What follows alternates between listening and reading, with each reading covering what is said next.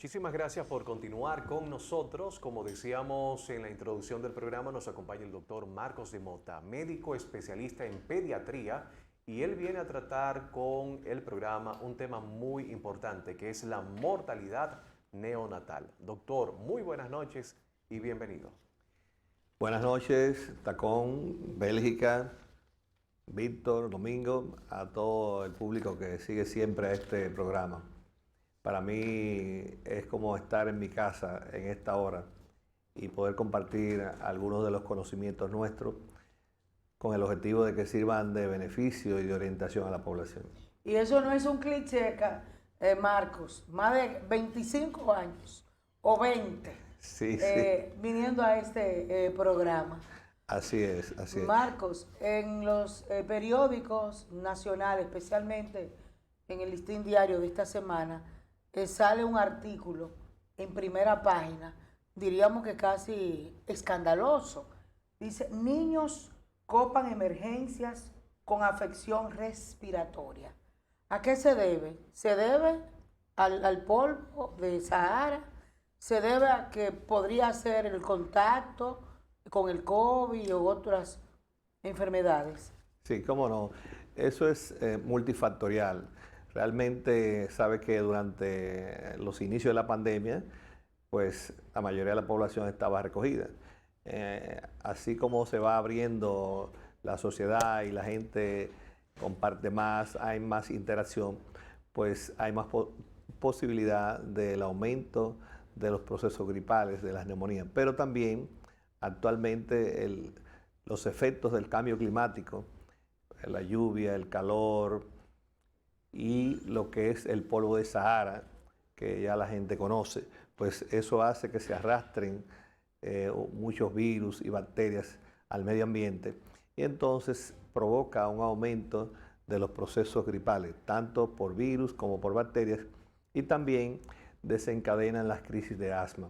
Esto realmente lo hemos estado viendo a nivel público y privado, y pues nosotros fundamentalmente estamos recomendando a los padres que inmediatamente su niño empiece con síntomas de secreción nasal, tos, fiebre, pues acuda al centro de salud más cercano o a su médico en la clínica a nivel privado para tratar de evitar que ese inicio de que lo que puede ser un proceso sencillo se convierta en una neumonía. Es decir, que no se automediquen, porque las personas comienzan a ir al farmacéutico, toman jarabe, se toman tisanas y una serie de cosas, y cuando llegan ya sea al centro de salud más cercano o a su médico privado, pues muchas veces ya tienen una neumonía. Así que nuestra recomendación es no automedicarse y acudir lo más pronto posible al centro de salud. Doctor, en este momento, ¿cuál sería la enfermedad más recurrente, aparte de lo que es la llamada gripe, la llamada neumonía que le puede dar a un niño? Sí, las enfermedades más comunes siempre son las mismas. Es decir, en primer lugar están las neumonías, las enfermedades gastrointestinales y ya otro tipo de enfermedades infectocontagiosas que no son tan comunes. Pero fundamentalmente las enfermedades respiratorias y a nivel gastrointestinal. Doctor. Ya eso en los niños más grandes. Ya hay otro tema que tal vez vamos a tocarlo esta noche, que tiene que ver ya con las muertes infantiles y sus causas principales. Doctor, usted mencionó algunas enfermedades que son recurrentes en este último tiempo, pero no escuchamos mencionar el COVID-19. Uno a veces escucha a los profesionales diciendo que solamente los adolescentes de 13 años en adelante solamente pueden ser vacunados contra esta enfermedad. No escucha uno que hay niños afectados de COVID-19, al menos en la cercanía del entorno de una persona, pero son afectados de COVID-19. Claro que sí. Incluso en Miami ha habido un incremento inusitado pues, de los casos de niños con COVID. Aquí nosotros hemos visto desde siempre pacientes con COVID. Lo que pasa es que las consecuencias no son tan funestas como ocurre en los adultos, pero ha habido algunos casos graves que llevan a situaciones difíciles, fundamentalmente en afecciones pulmonares, a veces traen trastornos cardíacos, trastornos renales y pueden llegar incluso algunos casos hasta lo que llegan los adultos, que es necesitar ventilación mecánica. O sea que tenemos casos de COVID en los niños y es importante que se vacunen, por lo menos lo que está autorizado hasta ahora, desde los 12 años en adelante, pero que se mantengan también con relación a los niños las medidas de precaución, el uso de su mascarilla, el lavado de las manos, el distanciamiento social, porque los mismos también son susceptibles al COVID, aunque no con la misma gravedad que los adultos. ¿Todas las vacunas pueden ser utilizadas para los niños de 12 años en adelante? Hasta ahora solamente está autorizada la vacuna de Pfizer, hasta ahora. Las otras están en estudio, investigación, pero hasta ahora solamente es. Yo quisiera aprovechar la presencia del doctor Marco de Mota para saludar y manifestarle nuestro regocijo de que esté con nosotros, porque su presencia realmente que ilustra a la población y a los televidentes sobre temas tan interesantes como estos, ¿no? El caso de la muerte de niños al nacer o antes de nacer. Mi pregunta es la siguiente, doctor. Hay, como decía Tacón ONG, hay una situación de pandemia mundial y particularmente aquí, y eso ha opacado el dengue, que está ahí, la chikungunya, que está ahí, y otros fenómenos que matan niños y enferman y adultos también. ¿Cómo se logra discernir detrás de esta pandemia los casos de dengue que la gente cree que ya no existe? ¿Cómo no? Pues bien, en lo que tiene que ver con el dengue, pues los médicos, los pediatras, estamos generalmente bien preparados para saber distinguir una cosa de la otra, porque la sintomatología es diferente. Ahora bien, como usted dice, no podemos dormirnos y pensar que todo se trata de COVID o que todo es una simple gripe, porque por ahí pudiera aparecer un dengue, como ha habido cuando hay lluvia puede aparecer la leptospirosis, que es una enfermedad también bastante fuerte, aparecer el paludismo, pero para eso existe primero la evaluación clínica y también pues el médico especialista pues tiene las pruebas de laboratorio a mano para saber distinguir una enfermedad de la otra. Ahora bien, en cuanto a lo que se refería de la mortalidad infantil, que es el tema fundamental que nos preocupa, que fue también destacado que ha habido un aumento en lo que va de año, se dice que por lo menos un 19.8% con relación al año pasado, es decir, desde enero hasta julio, pues en la mortalidad infantil el 79% de esas muertes ha sido en neonatos. La palabra neonato lo que significa es niños menos de un mes, menos de 28 días.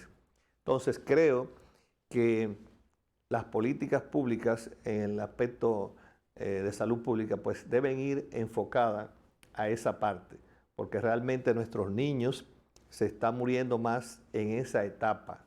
Un 79% de los niños que han fallecido pues fallecen en la etapa de neonatal.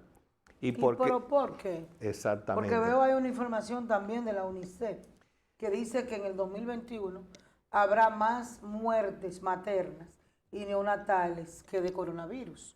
O sea, hay una gran preocupación. Sí, cómo no. Primero, las muertes neonatales ocurren fundamentalmente por diferentes causas. Lo primero es la prematuridad en sí. El nacer prematuro es una condición ya que de por sí es una posible causa de muerte neonatal. Además, existe lo que se llama la sepsis. La sepsis es una infección generalizada en el organismo.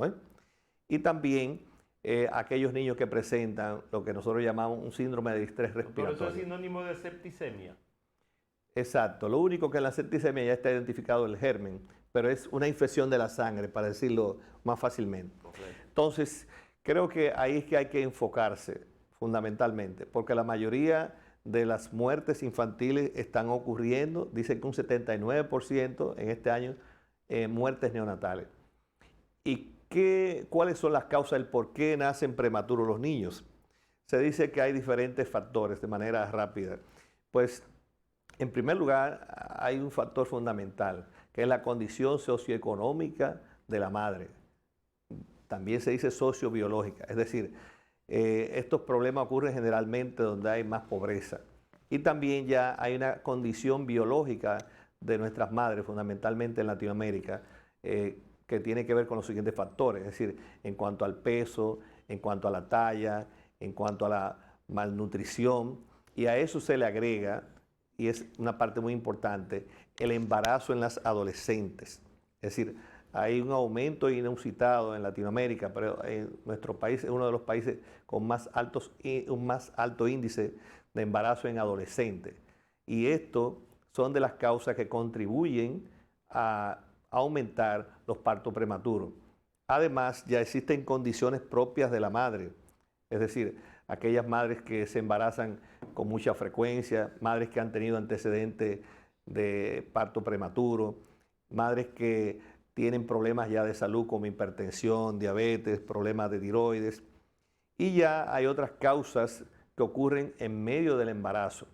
Aquellas madres que pueden presentar preeclampsia, eclampsia, diabetes, como le decía.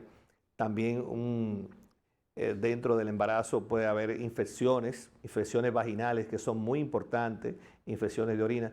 Es decir, que la prematuridad, por las diferentes causas, ya sea causas maternas fundamentales o causas maternas ya de salud en el aspecto biológico, o las mismas condiciones socioeconómicas, pues son las que están influyendo en que los niños nazcan prematuros. Eso es fundamental. Todo esto va a traer como consecuencia las principales causas de muerte, que son las sepsis, como decíamos ahorita, que es una infección en toda la sangre, y también estos niños que nacen prematuros no van a tener sus pulmones maduros, que es lo que nosotros llamamos el síndrome de distrés respiratorio a membrana hialina. Es decir, al no tener sus pulmones maduros, el niño recién nacido va a nacer con dificultad respiratoria, porque va a tener la ausencia de una sustancia que nosotros llamamos surfactante, es decir, que impide que se colapsen los alvéolos, y entonces estos niños pueden entrar rápidamente en un problema grave de respiración. ¿Qué prematuro? ¿Cuántos meses de embarazo? Según la Academia Americana de Pediatría, pues los prematuros se dicen que son los niños que embarazo de 37 semanas hacia abajo, o sea, menos de 37 semanas. ¿Ves? ¿Qué es eso en mes? Eso viene siendo, se calcula generalmente 37, menos de 7 meses por ahí, 7 meses por ahí, más o menos. O sea, si tiene 7 meses se puede salvar. Se han salvado de todas las edades, pero tiene mayor riesgo, Incluso se ha estado viendo niños de muy bajo peso, es decir, niños por debajo de 5 libras y también niños con extremadamente un peso muy bajo, que son niños de 1 libra y pico. O sea, todas esas causas que tienen que ver con la prematuridad, pues son de las que están incidiendo en el aumento de la mortalidad. Y están provocadas en su gran mayoría por un problema socioeconómico y también biológico. Es decir, por el hambre, la miseria y las condiciones generales y la falta de educación, que es muy importante, porque todo eso se convierte en lo que se llama en un círculo vicioso, donde está la pobreza, la malnutrición, eso trae prematuridad, y la misma prematuridad induce también luego a ese tipo de problemas. Es decir, que esto es fundamental, que se hagan programas, aparte de la mejoría de las condiciones económicas y sociales de la población, pero programas especiales que tiendan a disminuir las muertes neonatales. Vamos a una pausa y vamos a dejar, bueno, no sé si está con... Tenía una pregunta. Y quiero dejar esta pregunta en el aire. Al principio de la pandemia siempre se decía, fulano dio a luz y tenía el COVID y se salvó el niño y se salvó la madre. Otros no corrieron con esa misma suerte. Vamos a pausar y después contestamos esa pregunta y la de Tacón.